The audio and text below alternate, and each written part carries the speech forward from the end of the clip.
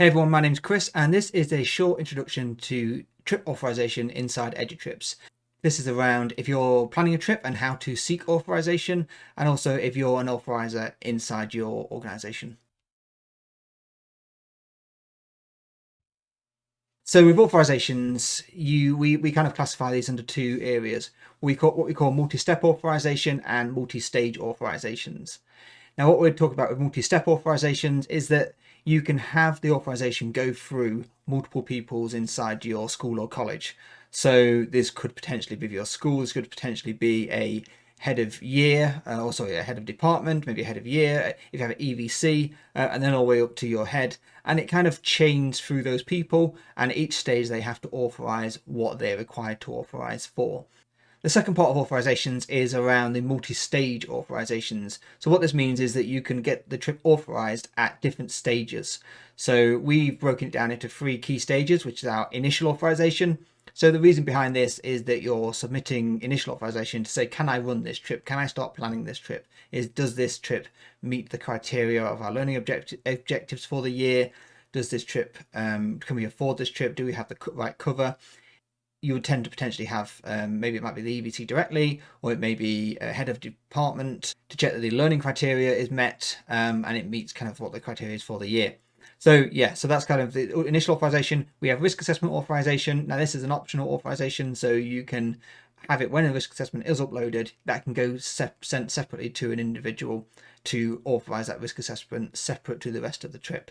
So if you do have a health and safety team or someone responsible for health and safety, that can go to those individually. And finally, we have our final authorization. Now, final authorization is when the trip has been completely planned, all consent forms are in, all costs have been accounted for or collected already, and whatever requirements you need regards to authorizations to get that signed off fully. Now, that may have a more detailed steps in regards to who authorizes that. So that may go to, again, head of department, EVC, and then to the head, for example, if it's a school.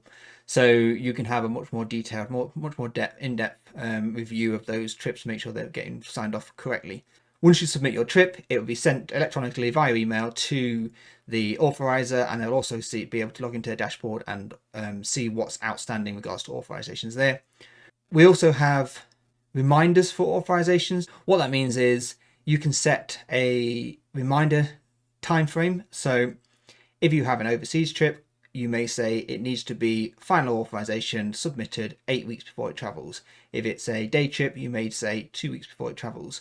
And so that just reminds the person planning the trip the key dates that they need to get the trip submitted for, and they will get notified as that date is approaching and it's visible in our dashboards when the final authorization is due.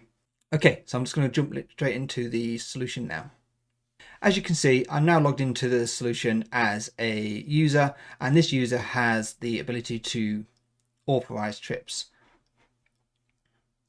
So as I log in, I get an outstanding authorizations list, and here it will list to me all the outstanding authorizations that I need to action.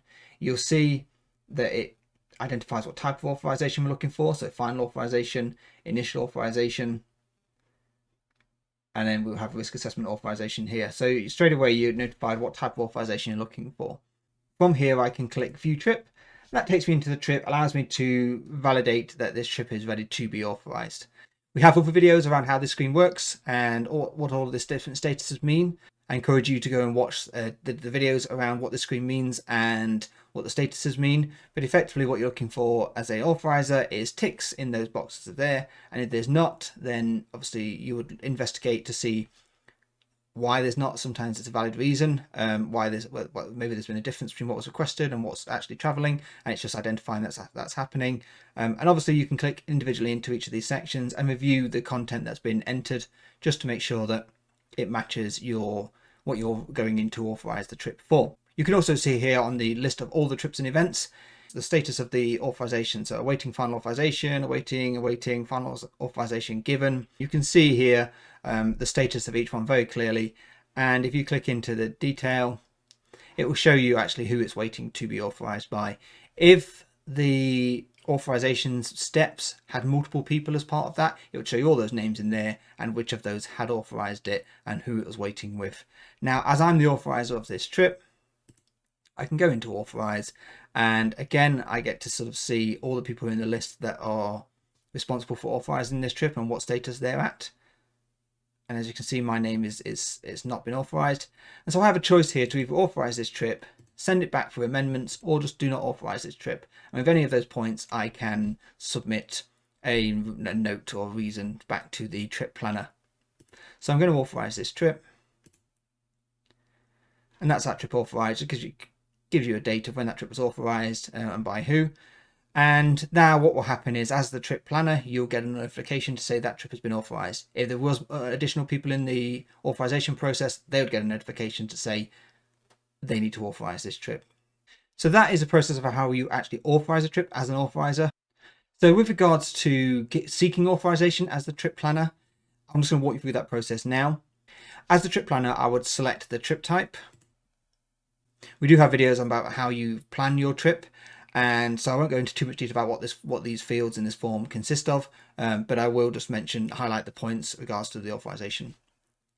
So as you're filling in this form, you would choose the department. That's quite a key field with regards to authorization. That identifies who will get notified for the authorization by the department. You complete all your details as mentioned, and including like purpose of trip and any additional information necessary for approval.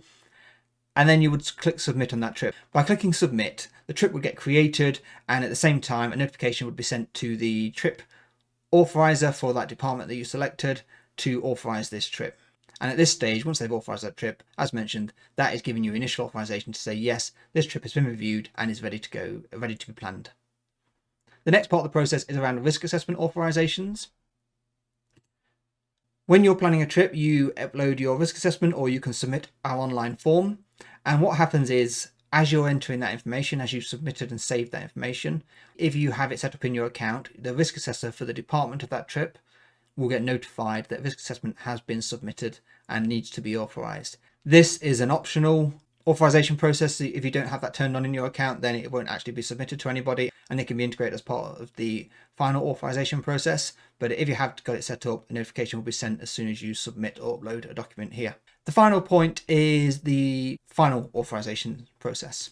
As a trip planner, once I'm in a trip, I can click the submit for final approval option. And in here, I would be able to complete just a few final details with regards to personal time during the trip, and I could click the submit for approval button. What that would do is submit the trip for approval to the first authorizer for the department that trip is allocated against. One of the points to mention around authorizations is the request authorization by field in the trip overview screen. As mentioned before, this is the key date that the trip planner needs to submit final authorization for. And what will happen is, you can see in this screen when the authorization is due, it changes color as the date gets closer or if it's overdue, and the trip planner will get notified via email as the date is approaching and as well when the date is overdue. So it allows you just to visually see what trips are coming up to need to be authorized now, and the trip planner will be prompted that they need to start requesting final authorization, so you're not doing it a week before it travels. To manage the key dates, you go into personalization, click manage key dates, and as you can see here, based on the trip type, you can set the number of weeks final authorization is required before travel. So that's how you manage those authorizations. So final point to notice is about how you actually configure your account for authorizations. The way this is managed is in the admin section, go to account settings, and in here you have trip authorizer setup. Now, as part of the trip authorizer setup, you can click on the has auths option, and this screen will allow you to select the departments and the trip types that this user has authorizations for. If I hover over the departments, you'll actually see who is already set up to be authorized. And as you can see there, for general department, Chris Morlidge is set up as the first authorizer. So what I could do here is click all, click second, and click update. And what that has done now is set Chris Morlidge as the first and Mel Blackmore as the second for all of these trip types. I've not talked about trip types in this video, but we do have those. We do cover those in the trip planning videos. Effectively, the trip types are covered here. So you can have overseas residential, adventurous, which is a trip type of 1, all the way down to a UK non-residential, which is a 6. Effectively, what you could have here is different authorizers for different trip types, even in the same department. So an overseas trip may have additional authorization steps to go through compared to a day trip. That is how you set up authorizations against the account, and you can do that against every individual user. That's been a really short overview of how authorizations work inside eduTrips. We've not come across a situation where we've not been able to configure the account to handle the authorization processes internally. So if you do have any questions, please let us know. If you want to try it out, go to edutrips.uk.com and sign up for a free trial, or give us a call and we can see exactly how the authorizations could work for you. Thank you very much.